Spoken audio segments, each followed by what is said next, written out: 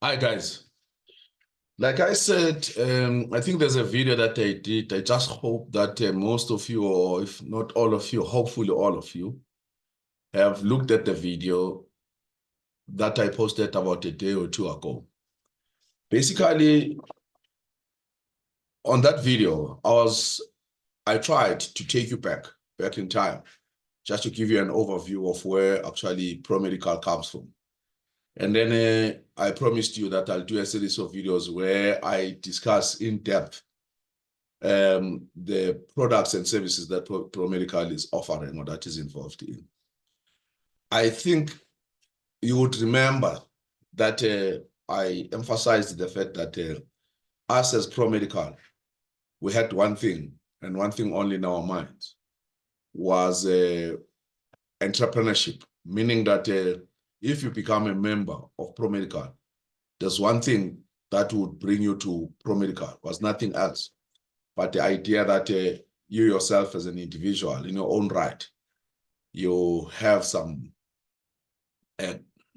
characteristics of entrepreneurship or entrepreneurs that you would want over and above the profession to do something else outside the profession and exploit the opportunities that are available out there.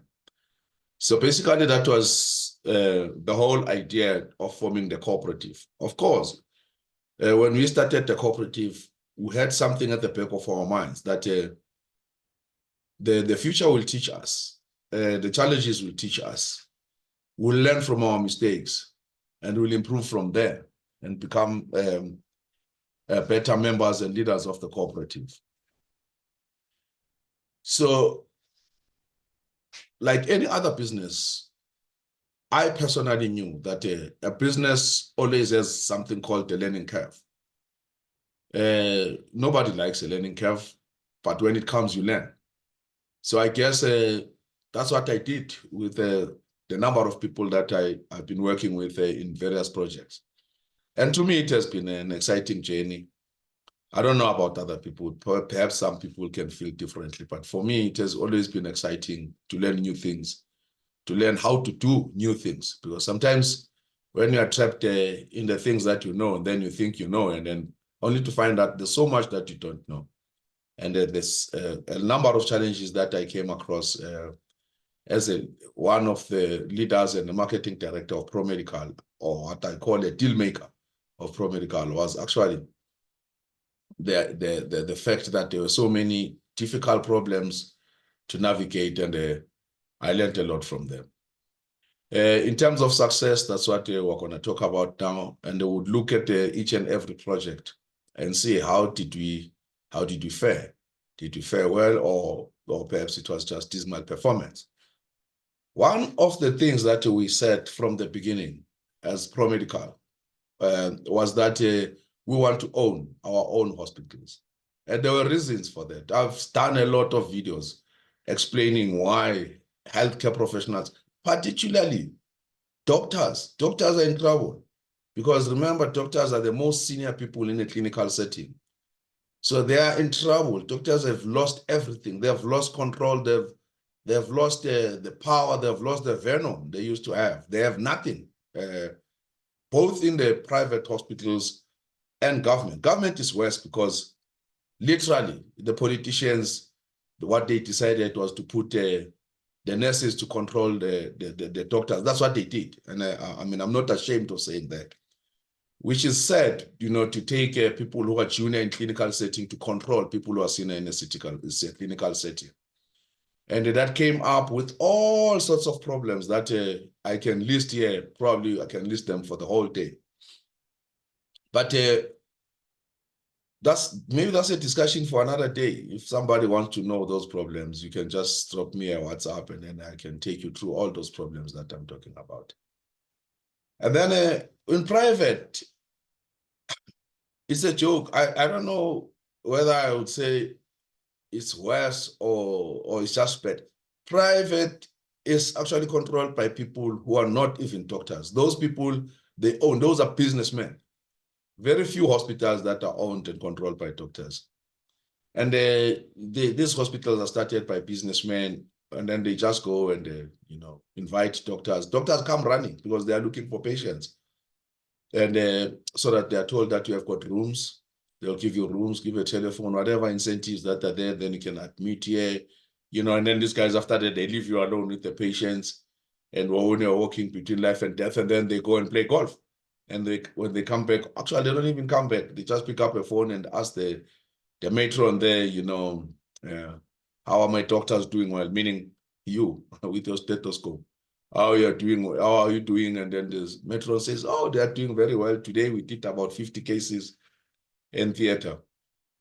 And then they just calculate, and then the guy says, wow, at least I've made about $1 million, And you walk away as a medical doctor with a fraction of that. Actually, not only medical doctors. You'll understand when I say medical doctor, I mean the other healthcare professionals as well. You walk away with a drop in an ocean, okay? And that belongs to you after taking all the risk, right? So that is what motivated me to think that, no, I think this thing must come to an end. And I saw also our colleagues that true and true, even our predecessors, they were not happy in medicine. I saw them when I was still a student. I mean, when we were doing third year, we would be waiting for a doctor who's going to come up. Most of these consultants, they were in private. They were supposed to come and give us tutorials. They would not be there. And I would ask myself, where do these guys go? Because they're supposed to come and teach us here because they are being paid to teach. But let me tell you something. They were in private practice because they were not happy. They were not satisfied with the fact that they were teachers. They were supposed to teach medicine, but they needed to make more money for themselves. And then they needed to make that money on what they know, of course, which is medicine. And then they would go and practice medicine outside.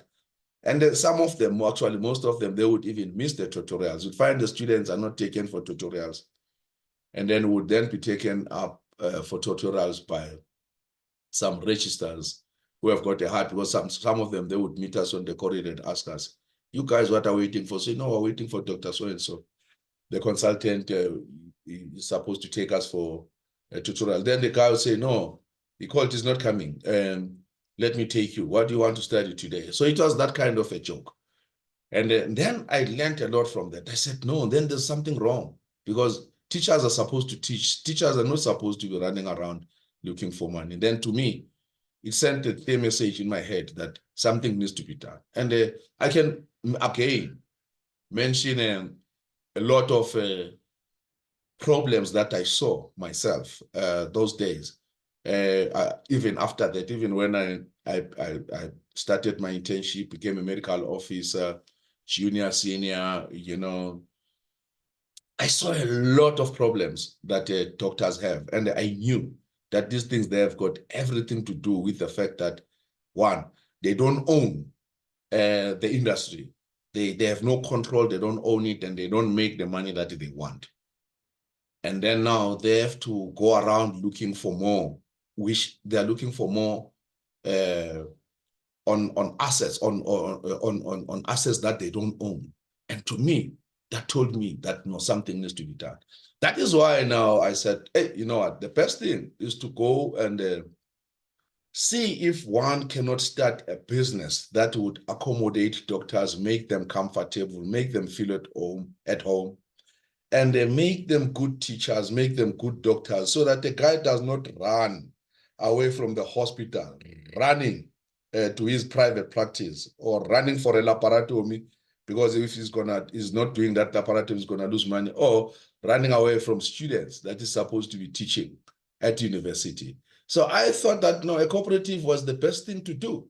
And then that would bring us together as healthcare professionals from various disciplines, so that we can have our own hospitals and we can fund our own hospitals. Now, I'm not going to mention all the projects that we started. I'm not going to mention them one by one. It was a big challenge. I've been involved with these projects around 20, I would say 2019, just to be specific, because we started 2017 with the Promedical Primary Cooperative, but around 2019, that's where we started gaining some momentum.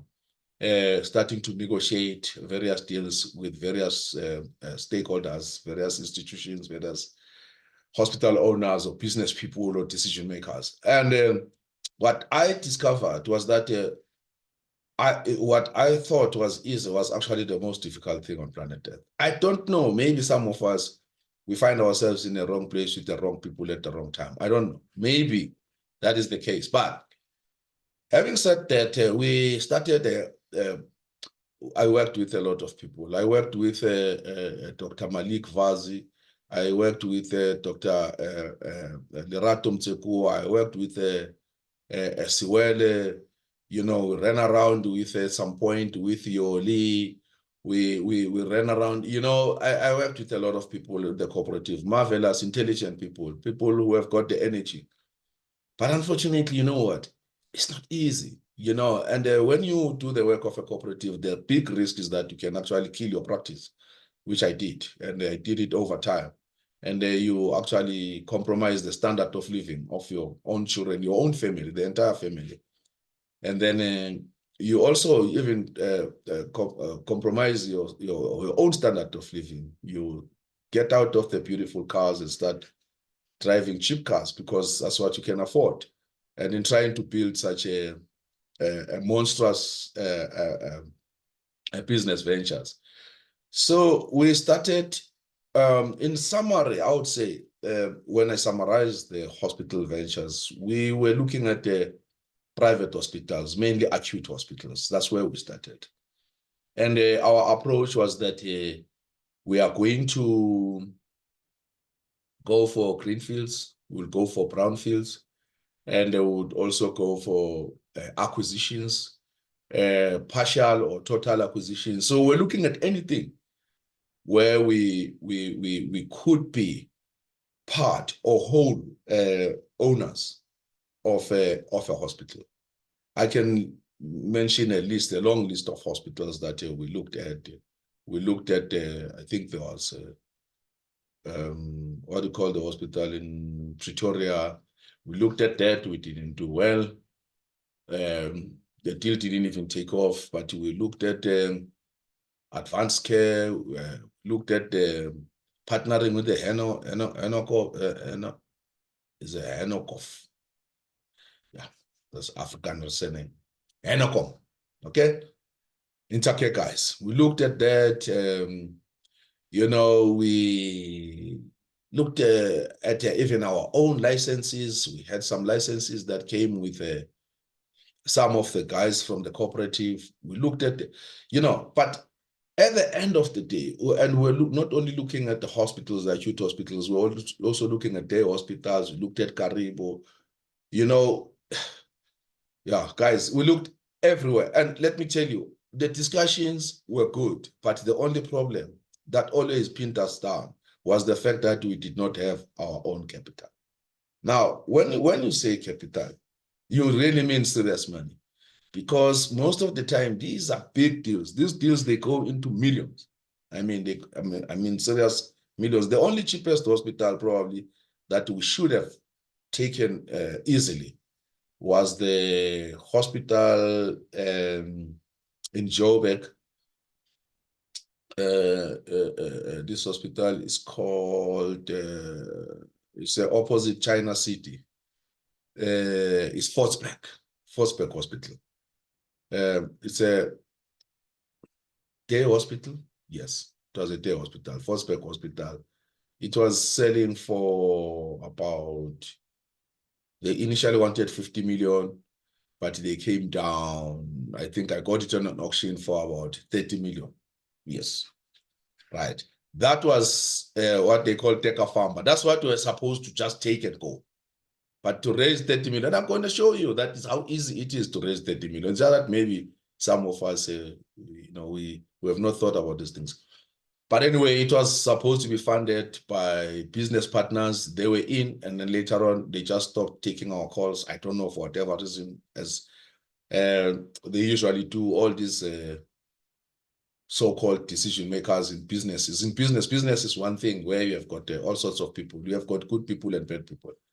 And people sometimes they won't tell you why they don't want to do the deal, and then they just duck and dive, and then you don't know, and then until you just stop calling them. That's what happened. I left them after, I mean, what, months, man. Pursuing this thing. I attended auctions, I attended meetings, I did everything. But anyway, then we were invited to participate in another hospital at Northwest, Mukwasi. Everything all right. We were told that DBSA, oh, by the way, I'll tell you about our own DBSA. DBSA had funded the shares. All we had to do as doctors, and I think that's the deal even now, is that all we have to do is just to go in there and then fund our own shares. I think there's about 10% to 20%, something like that. And then that deal is still on. The deal is open. Was negotiated. We attended meetings with quite a number of consultants were there, the likes of Zimba, Asante, Siwele, some point Nsekua was there. Beautiful hospital. So 50 beds. Okay. And we're supposed to run the hospital, and then something happened. There was a problem with the hospital manager. These nurses who become hospital managers, sometimes they become a problem. They become a problem because they don't understand how hospitals run, how doctors relate to hospitals and the patients. They don't understand that. But they are told that they know that because maybe they have worked for Netcare or something like that, and then they become so difficult. But I heard that they are getting rid of this, they've gotten rid of this hospital manager, because she just complicated things for us. The deal was good. We were given the deal by Dr. Mkwane. The deal was straightforward to say, listen, guys, you go in here, you run the hospital, and then you operate the patients, and then you get the shares, and that's it. But of course, the deal was a bit complex because the operators are different, managers are different. Oh, yeah, that's a discussion for another day, maybe not for this video. And then,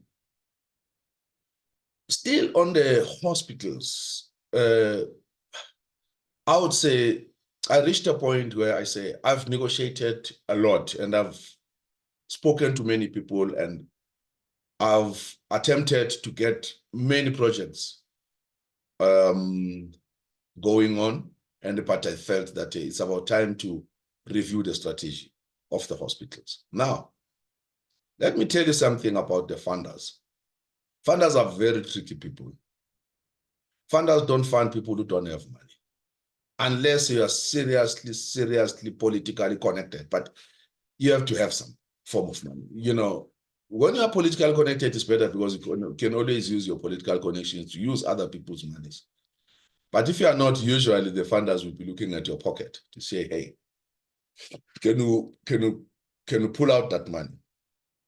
And now, if you are looking, for instance, at the amount that we're going to be funded, the money was going to be funded by DBSA, was we proposed that wanted to do a national rollout on our facilities, health facilities. And we had a very good moment when it comes to health facilities. I can't talk too much about that.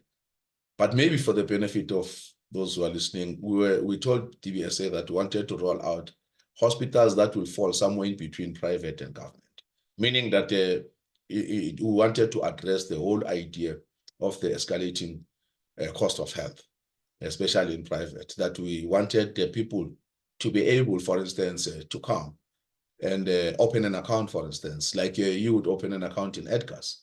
Then we don't understand why you cannot just open an account there in a hospital and they pay every month, just like you pay Edgar, so you pay Vodacom for your contract and so on.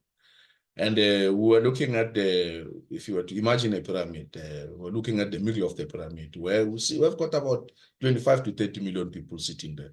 And these people who naturally pay out of pocket. So we're looking at those people. And also the fact that it's doctor-owned or healthcare professional-owned, it was going to be even better because remember, we don't make money out of the building of a hospital. Naturally, healthcare professionals make their money. They get their money from the third party or from their hands, from their hands, of course, and then by rendering a service to a patient. So it means a patient pays a medical doctor. A medical doctor is not paid by a building, or theater. So what that means is that we would be able to set up these hospitals, service the debt in a short space of time, whilst we're still enjoying ourselves, because our lives wouldn't have changed. So that was the model that we're selling to DBSA, and they liked it. And unlike the other people, for instance, who are not healthcare professionals, if they invest in a hospital, they are breathing fast. Their heart rate is fast, because they are thinking that when are they going to start getting the dividends? And some of them, they would actually position themselves in the hospital to start actually looting the hospital or stealing, because they would put themselves in positions where they are paid, because they can't wait for dividends to be declared, because usually dividends will be declared once the debt has been amortized. So that is the problem. That's natural. Whereas with healthcare professionals, as soon as you go into theater, come out of theater, and then you sign in the form, the patient pays you or the third party pays you. It's as easy as that. So that was the whole mogul of Promedical. That's why I used to call them semi-private hospitals, just to be different from the other people. Nothing special about that. They would be private anyway. But anyway, so our main problem, guys, I want to tell you this, because sometimes I know most of our colleagues, they don't like to be told the truth. I'm not angry. I'm not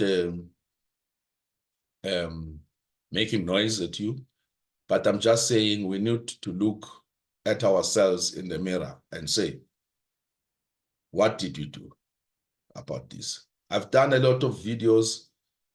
I've posted videos. I've organized meetings, and I've presented modules. I've presented strategies, how to increase our contributions without actually going to our pockets. Because I said from the beginning, I don't think it's a good idea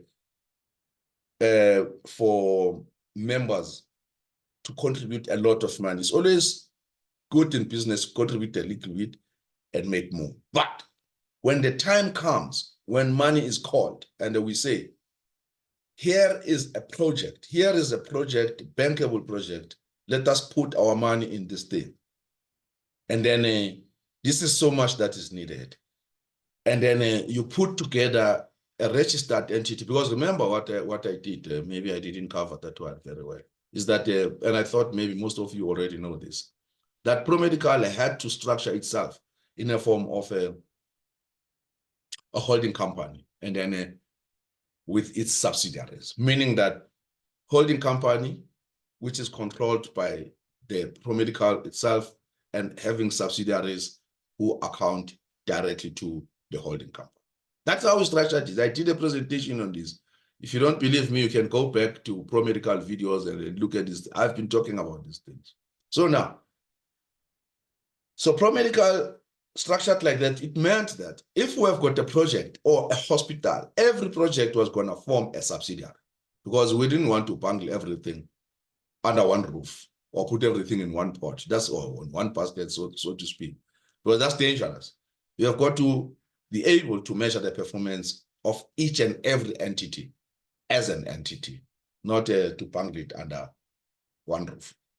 So I even went out to set up a financial services company, which was going to actually take care of the investments of the members, meaning the members were going to invest the money. The money was not going to be held in the bank account of Promedical. It was going to be held in the account of a financial institution.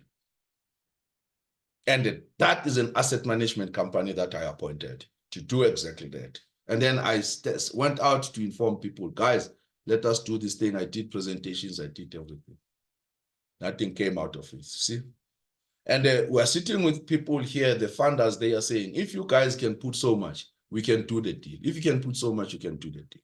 With DBSA, the 5.1 billion that they wanted to give us, what they wanted was, I think it was in the region of about, if I'm not mistaken, I'm subject to correction here, I think it was between 2% to 10%. But they were even prepared to overlook that on certain on the grounds that we meet certain conditions. But one of the serious things that they wanted from us was a property partner, and which made us run around, and then we ended up with the likes of Safari, and then we also spoke to Masingita, something like that. I forgot, Mike Masingita. And unfortunately, all these people, they always wanted us to pop out some money. I mean, like for instance, what do you call this company? Brentwood Capital, Brentwood Financial Services, something like that. They wanted us to be restructured, and then to be restructured at the cost of about 350,000, which for me, I felt that no, it was too much. And the worst is because we could do these things ourselves. We have got experts within Promedical who know how to structure these things. But they wanted to do it because they have the investors.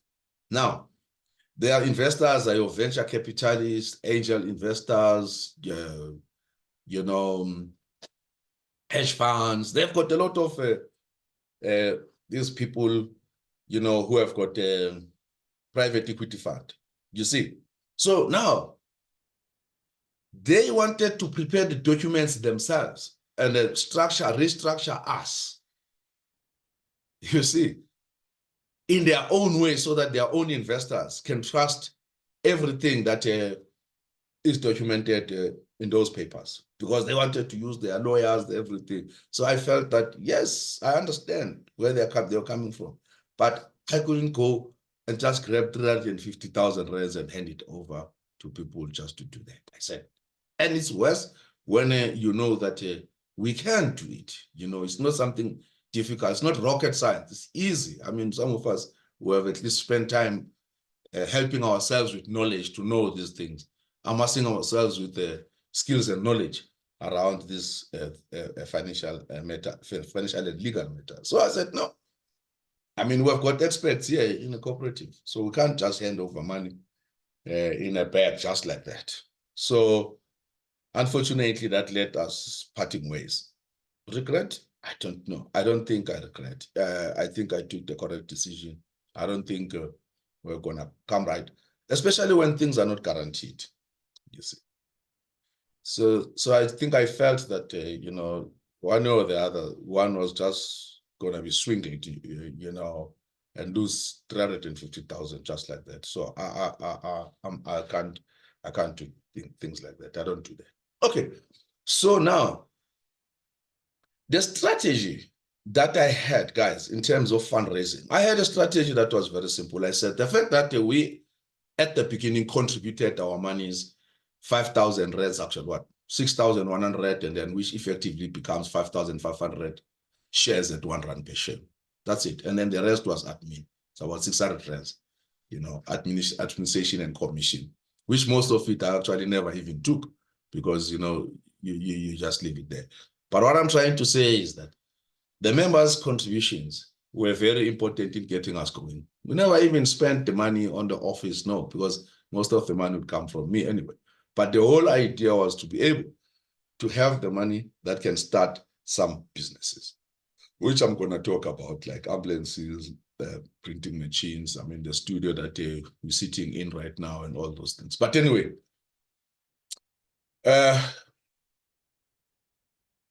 so my strategy was that, guys,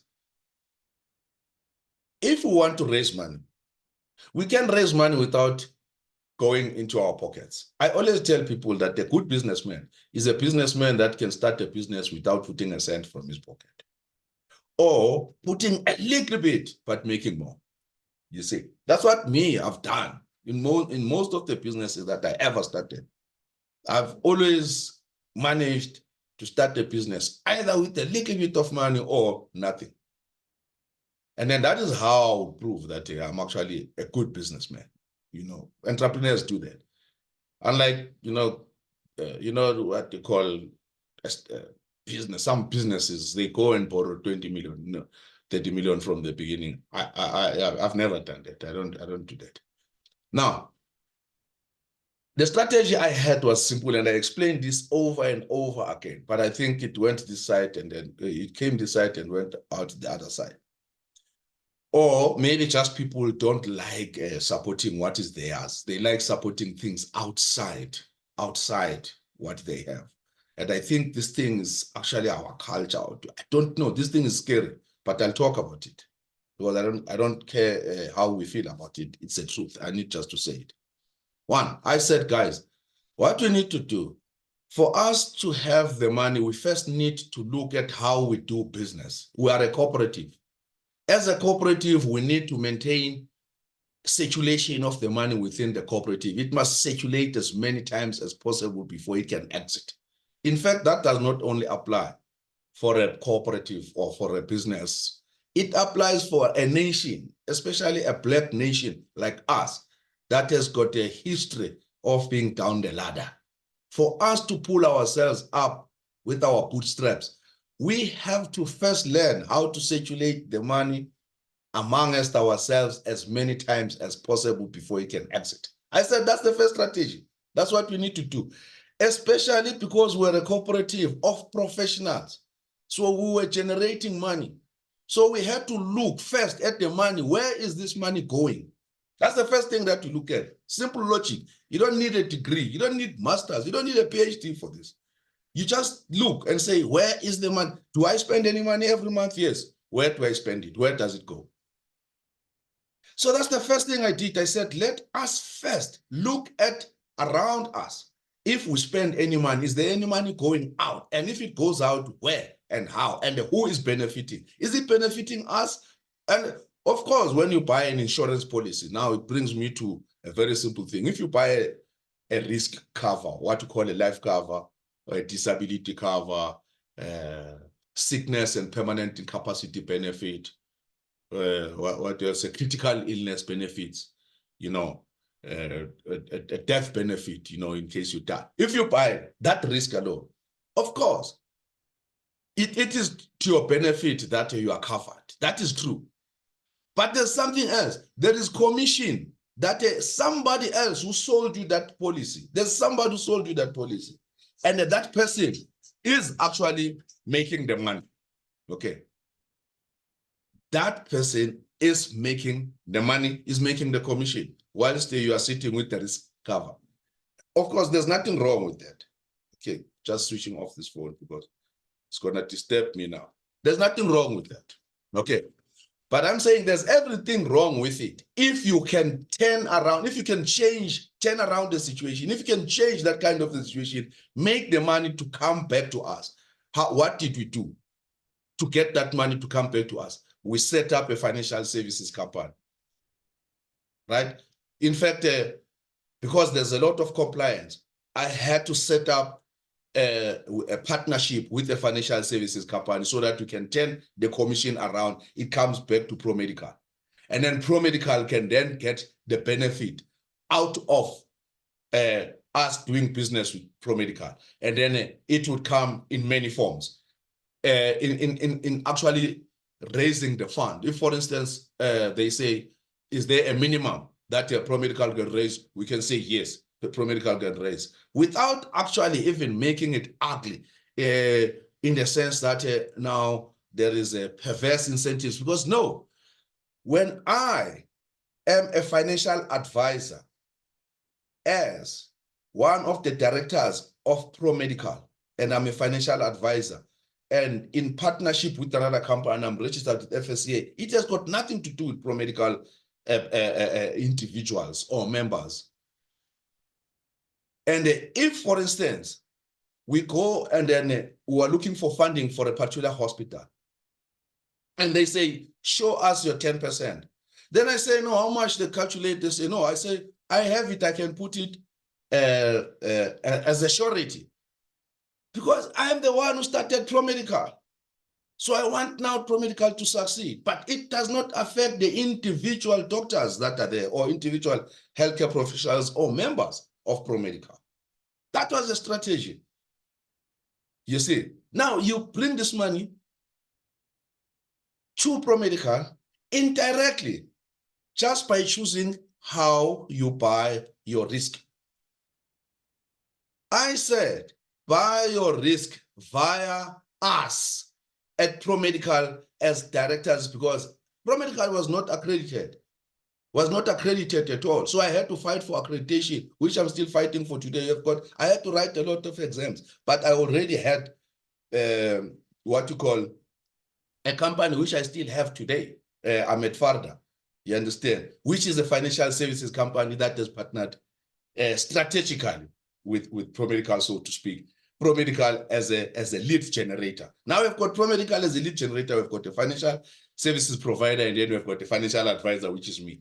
I said to you, bring that money. Let us advise you. Let us take your policies this side and handle them, because that commission is going to come this side. Then we can finance all the Promedical hospital projects. Simple.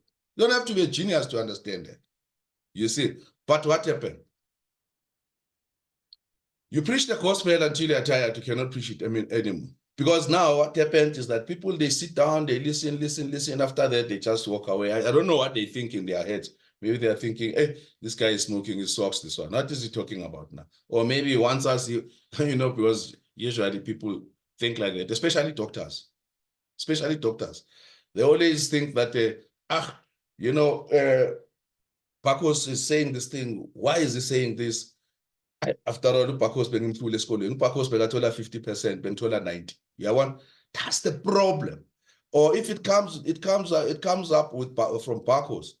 uPacos no, sekafuna ukuba rich ngathi manje. You know, it's just a stupid way of thinking, and from people who are supposed to be above others in terms of intellect. You understand? It's a stupid way of thinking.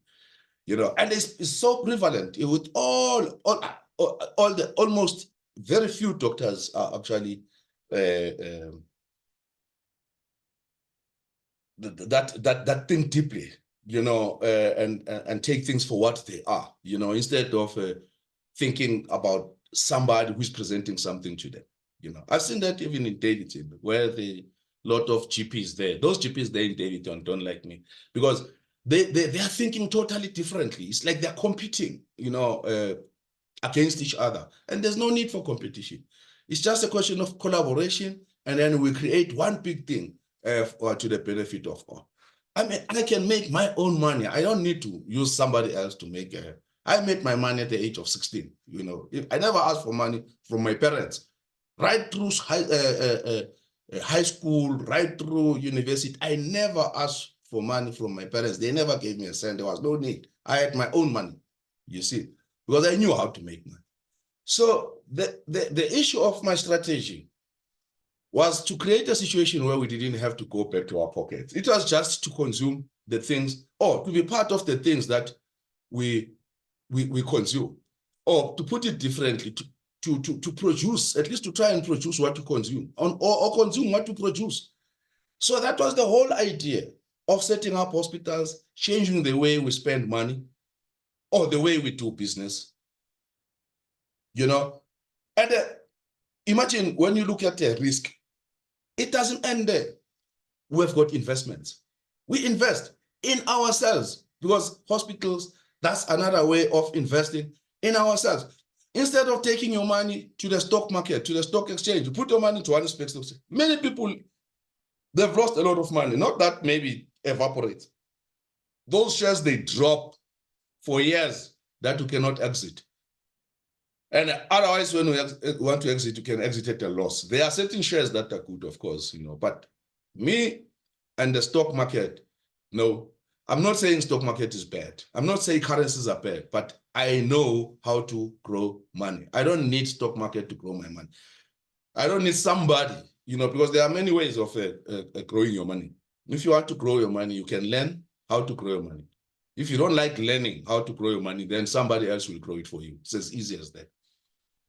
You see, me, I just believe that it's easy for me to learn how to grow money than to give it to somebody to grow it for me. So now, you have got investments. Besides the risk, I've spoken about the risk, your cover, life cover, and all those things. Now you've got investments. Investments, guys, it's so easy. You invest on things that you can see, touch, and feel.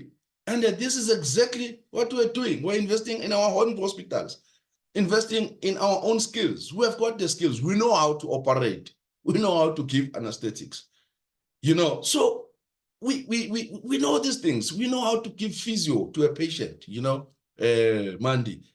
We know how to do all these things. So why do we have problems in investing in the things that we know? I can't invest in a mine myself because I don't know how mines work. You know, at least now that I understand IT, I can invest in a tech startups because I understand how tech startups understand. I mean how they work. So now we have got investments.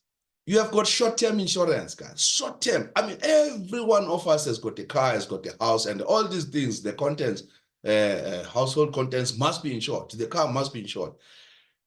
And we buy this thing every day. At Farda, we have these things for you. And let me tell you, I did the calculation. If, for instance, all of us were utilizing just on financial services alone, if all of us, I don't even want to talk about accounting.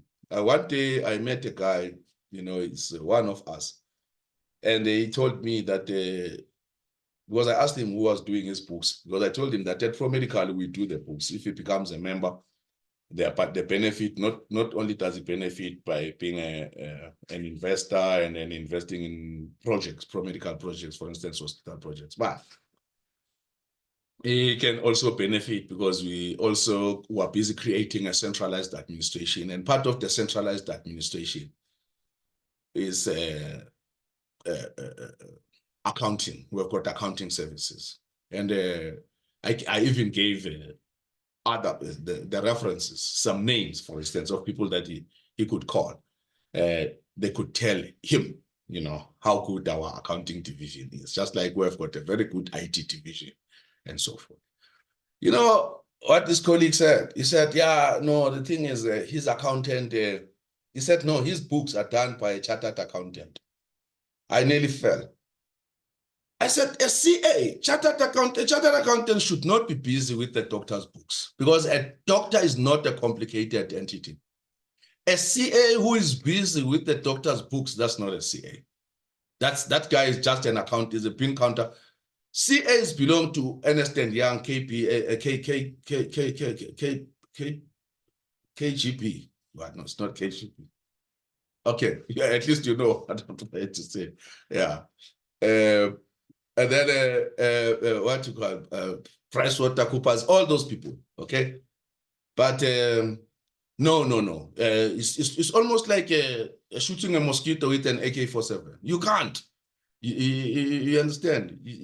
Actually, not only is it a waste of bullets, but no, it's an overkill. You don't do things like that. He told me that, so he thought that he was showing me how, you know, important, how big he is, you know, as a surgeon, you know, that he has got a chartered account. And I asked him, how much are we paying? He told me, no, they are paying about, I think it was about 20,000 per month or something like that. I said, what? That's the money that we charge for the whole year. Actually, I was shocked, you know, 20,000 per month. Then I said, well, I give up.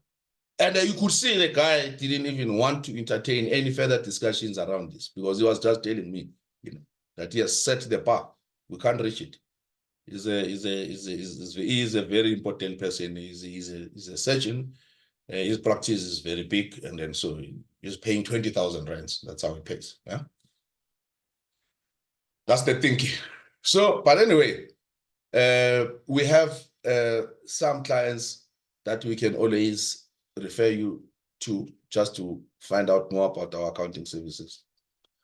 Then the next thing, I looked at it, I did a calculation. I found out that if we, just 200 of us, if 200 of us were to use the services, the financial services that we have, if in fact, if we were to change the way we purchase the financial services, I found out at about what we can generate just as 200 is about 200 million. I found out that was 200 million. Yeah, that's what I found out when I did the calculation. If all of us we take a standard cover, meaning that you take your risk, you take your investment, your short term, and then your bond cover. Just on those ones, I found out actually it's 200 million that could easily be coming to our kitty to be able to secure or to be a surety of any deal that Promedical could get involved in. And I told you how, without creating somewhat we call perverse incentives, because financial services industry is very strict. They don't like perverse incentives. They investigate and punish for that, especially if you are a registered financial advisor like myself. You are not allowed to engage in perverse incentives. But I know that Promedical is the company that I started. And I told you the background that Promedical was started because I had a vision. I saw the need of having Promedical to be able to solve the problems and all those problems that relate to the doctor's performance at a workplace, because all those things, they revolve around one thing: doctors not owning the healthcare infrastructure and benefiting out of what they own. They don't consume what they produce. They don't produce what they consume. I'm talking now on the financial side of things. Okay. So now I don't want to make this video too long. I just want to close by saying, guys, I can tell you right now, if we don't wake up and smell the coffee, there is no way that we are going to recover. We were on a downward slope. The economy is down, is going down with us. Politicians have messed up with the economy. And for us to recover now, we'll have to pull ourselves up with our bootstraps. And I can tell you right now, the only way out of this is to change the way we do business. If you don't change the way you do business, there's no way we're going to come out of this alive. I can tell you right now. And then the next video, I'm going to discuss the IT side of things, and maybe I'll combine it with import-export, where I'm going to demonstrate to you how we actually performed. Or I'll also talk about ambulances and other things. I just don't like making these videos too long, because I can see already I've gone past my 30 minutes. Okay, but anyway, guys, thanks very much for taking your time to watch this video. Please don't forget to click the like button and subscribe. If you subscribe, it assists quite a lot with the algorithm, the YouTube algorithm, and then it can actually end up monetizing as well. That's another strategy as well, to also make money with using YouTube. You subscribe, you like, and a comment. Please, comments are very important. When you comment, always leave your number if you want, and your name, and then we can always call you and then invite you for a discussion at the studio if you want. And of course, if you would love to participate at the studio, or maybe virtual interviews, you can WhatsApp me at 081 321 1534. 081 321 1534. You just send a WhatsApp, give me your name, your surname, the line of business or your profession, and tell me what you want us to talk about, and then give me the date and the time, and then I will call you, and then we'll set up a date and the time for the interview or for the discussion. Okay, once more, thanks very much, guys. Please don't forget to like the video, to subscribe, to comment, and overall, please share the video. Thank you. Thank you.